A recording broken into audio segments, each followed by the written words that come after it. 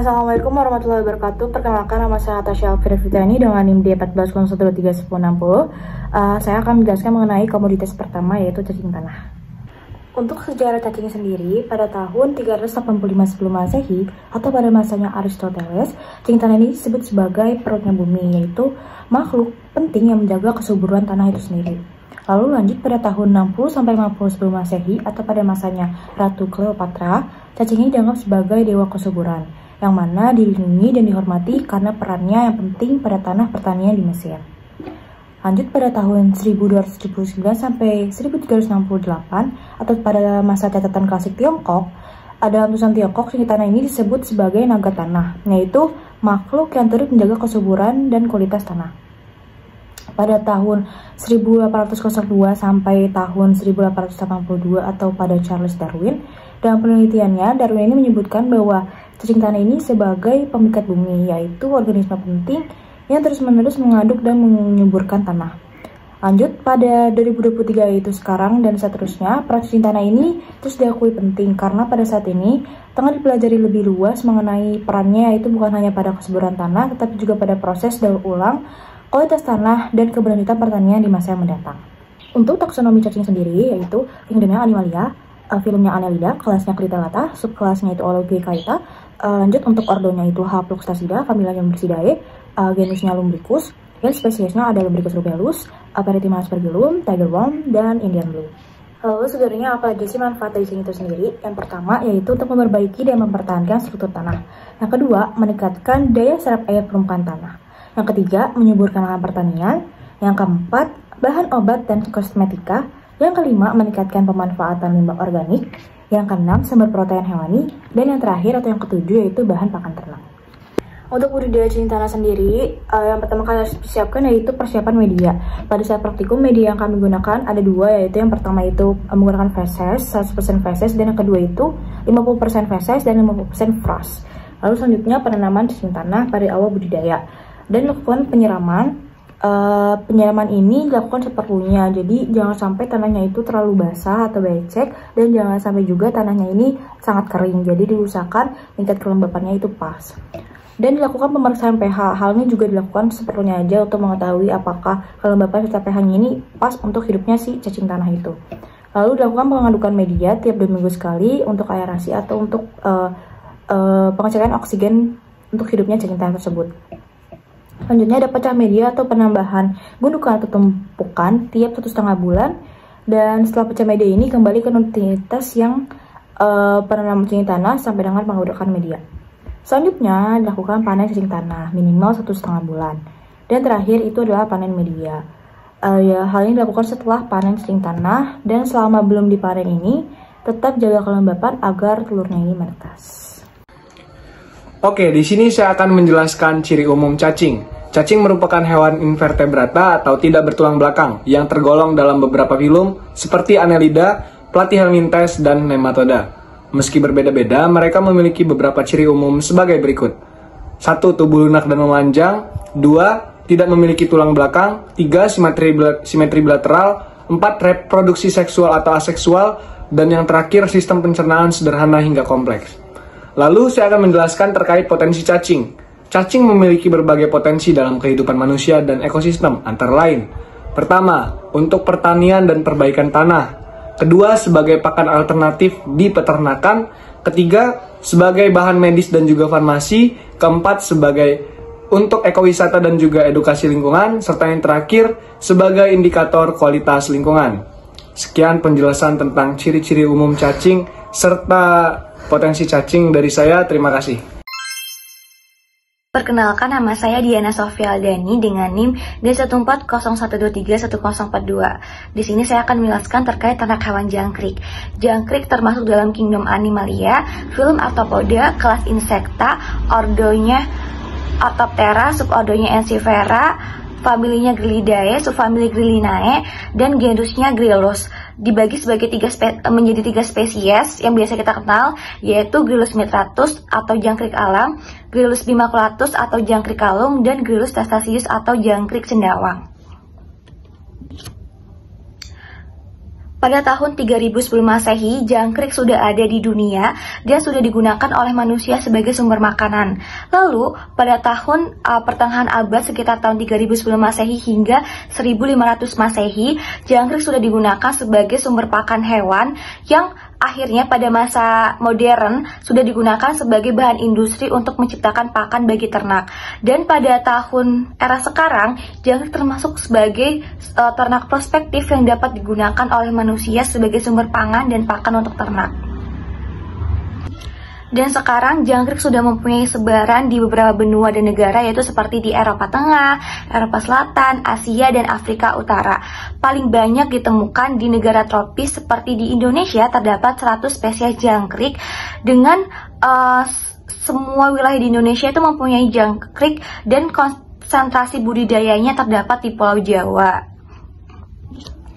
Lalu, mengapa di tahun ini, di era modern dan era yang sudah banyak transformasi, tapi jangkrik malah menjadi salah satu ternak prospektif, yaitu karena jangkrik merupakan sumber protein pangan dan pakan, yang dimana kandungan protein yang dimiliki oleh jangkrik itu sebesar 56-58%, yang dimana jangkrik juga sebagai sumber kartin yang dapat menjadi sumber asam omega atau kecerdasan otak bagi manusia. Maka dari itu jangkrik sekarang banyak sekali digunakan sebagai sumber pakan dan pangan bagi manusia di beberapa negara, di mana hal tersebut mempunyai potensi pemasaran, yaitu pada bidang pakan dapat digunakan sebagai pakan reptil seperti pakan untuk kadal, iguana, toke, dan lain-lain.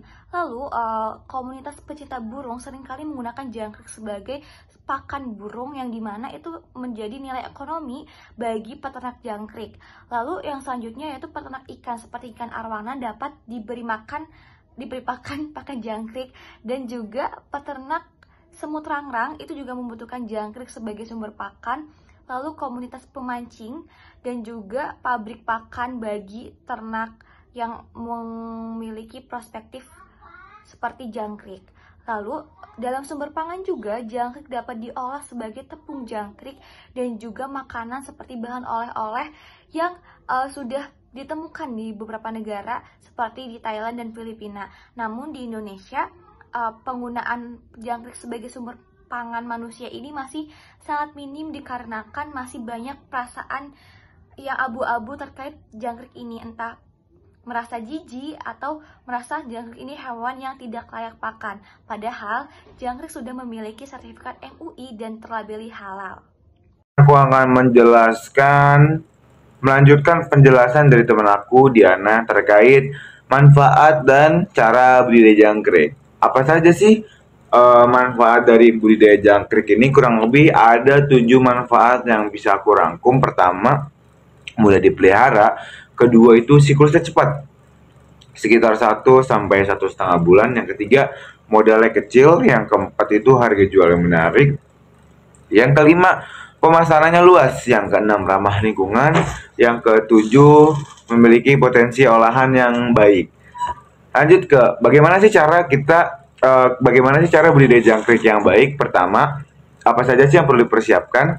Pertama, pemilihan lokasi. Lokasi yang ideal adalah lokasi yang tenang, teduh, jauh dari keramaian dan jauh dari predator. Yang kedua, pembuatan kandang. Kandang ideal terbuat dari batako atau bambu, atap asbes, dan ventilasi yang baik. Yang ketiga, pemberian media. Media bisa menggunakan ekstrai atau klaras sebagai tempat bersembunyi si jangkriknya. Yang keempat, pemilihan bibit. Bibit yang dipilih harus bibit telur yang sehat atau induk aktif yang memiliki anggota tubuh yang lengkap. Yang selanjutnya, pemberian pakan. Pakan bisa berupa hijauan dan konsentrat ayam. Selanjutnya ada penetasan dan pemeliharaan. Inkubasi telur selama 5-7 hari.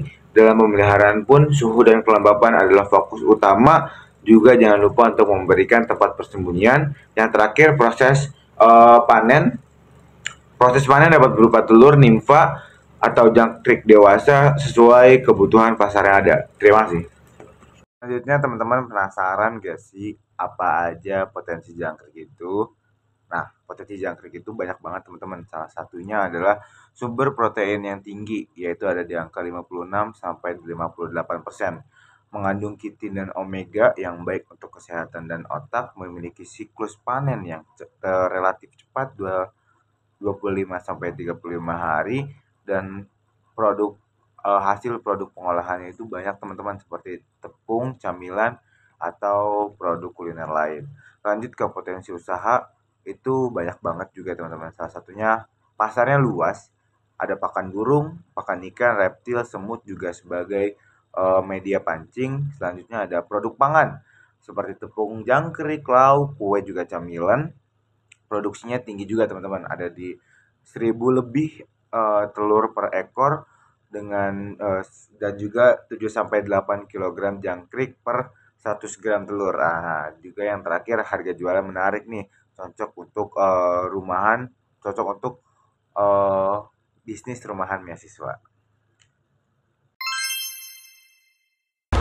Baik, di sini saya akan menjelaskan tentang ulat sutra.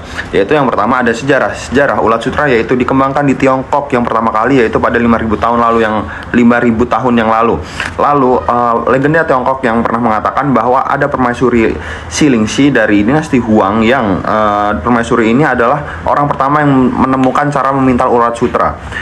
Lalu pengetahuan budidaya ulat sutra itu sebelumnya sangat dijaga ketat di Tiongkok, tapi ternyata pada akhirnya pengetahuan tersebut tersebar ke negara-negara lain. Lalu untuk produksi ulat sutra itu berkembang ke India, Korea, Jepang, dan kemudian baru ke Eropa teman-teman. Untuk taksonomi ulat sutra sendiri, yang pertama ada kingdomnya Animalia, filumnya Arthropoda, kelasnya Insecta, ordonya Lepidoptera, familinya Bombyxidae, genusnya Bombyx, serta spesiesnya Bombyx mori.